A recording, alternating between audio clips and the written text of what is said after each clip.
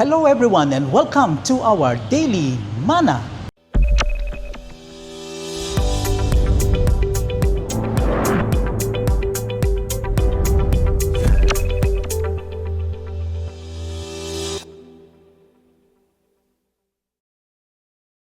Kindly open our Bibles in the book of Ephesians chapter 1 verses 7 to 8. As the word of the Lord says, in Him we have redemption through His blood, the forgiveness of our trespasses, according to the riches of His grace, which He lavished on us. God bless us from the reading of His word. Through the death of Jesus Christ, we have been redeemed by His blood. Redemption means a price paid to free someone, and the blood of Jesus was the price paid for our freedom. Jesus gave His life so we could be redeemed and set free from slavery to sin. This means Jesus has fully paid our debt to God, and through His blood, our sins have been washed away, making us white as snow. Through Christ's death, we have received forgiveness for our sins. Do you truly believe you have been completely and totally forgiven? Have you ever felt lingering guilt or shame over past mistakes?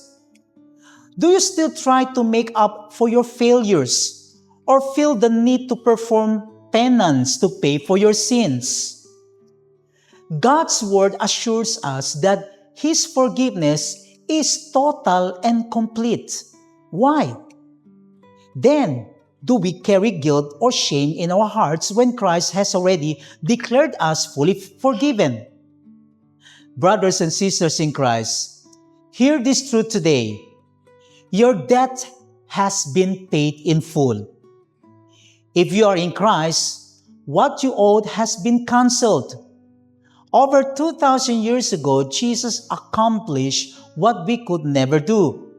He offered Himself once and for all. Scripture confirms this in John chapter 8 verse 36. So, if the Son sets you free, you will be free indeed. Also in Colossians chapter 1 verse 14 says, for He has rescued us and forgiven all our sins. And also in Romans chapter 6 verse 10, the death He died to sins once for all. But the life He lives to God. Jesus does not return to the cross each time someone sins. His one sacrifice was enough for all time, past, present, and future sins. The work is finished. Let's pray. Lord God, You are perfect, infinitely just, without error, our salvation and sufficiency. You created, guide, teach, redeem, sustain, and forgive. You call us your people and lavish us with grace and glory. We believe and trust in You. We praise, glorify, and worship Your holy name. Consecrate our lives, Lord.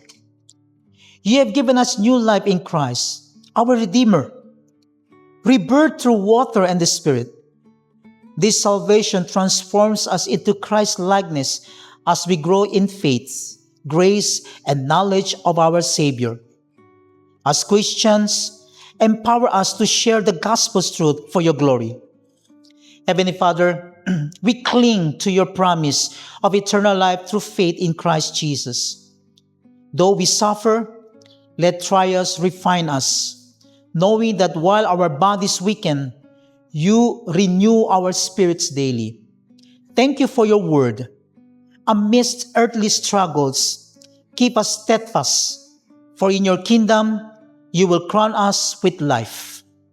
All glory and honor are Yours alone. In Jesus' name we pray. Amen and amen. Here's my challenge to everyone, my fellow brothers and sisters in Christ. Through Jesus' death, we've received the overflowing riches of God's grace. This grace never dries up or fades. It is limitless and unending.